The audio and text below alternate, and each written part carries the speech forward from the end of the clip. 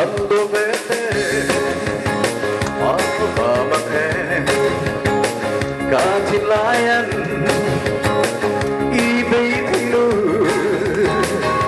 izunana angli tinu mer kalliam donen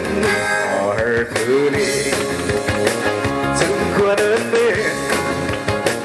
ven con rêu xê từng tu đi con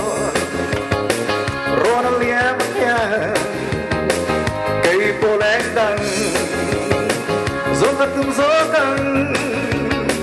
mèo kalliam donen Herthuli anh hiểu rất vang tay tiếng mèo thật mi mala hương cầm mô lên mi cái to ní thật lấy thấy lâu ngày rươn buồn lẻ tư ai ngắm lâu bồi tê niềm rồi kỳ bộ tê đặt sông rơi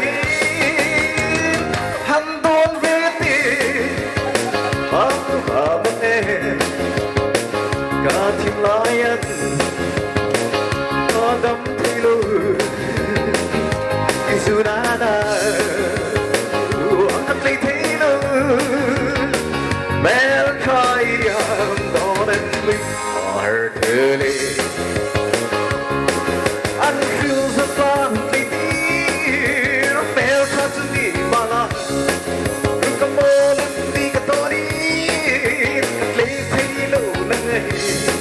rươn mưa nó lẻ cả ai ngắm lâu bên đây kalliam rồi kỳ bộ này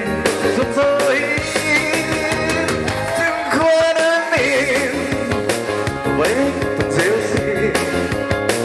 từng tu đi con